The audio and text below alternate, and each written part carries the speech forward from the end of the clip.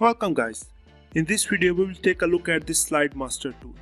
So if I just click on this slide master, you'll see our file will open in slide master.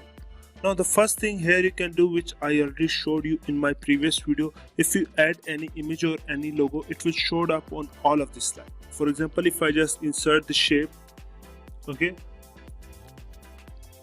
and if I just go to the slide master and close master view, you'll see this logo will show up on all of these slides. Now if you want to show up the logo on only one slide, what you will do, again you'll go to the slide master. Okay, now instead of adding logo to the master slide, okay, now this one is the master slide, you can also add logo or any image to any individual slide. Okay, for example, if I just select this slide and go to the insert and shape, and I add this shape here, you see it will only show up on this slide which we have selected. Okay, it will not show up on all other slides. Okay, now if I just close the slide, you'll see it will only show up the slide which we have selected.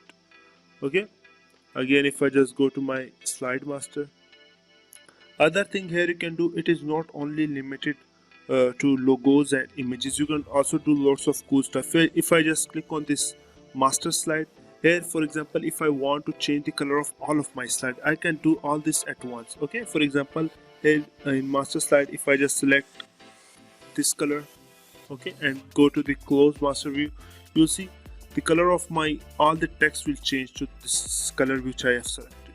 Okay, again if I just go to my slide master, other cool thing here you can do, you can change the font. For example, if I change the font, it will change the font of all of the slide at once. Okay, if I am on the master slide, if I am on other slide, it will not work.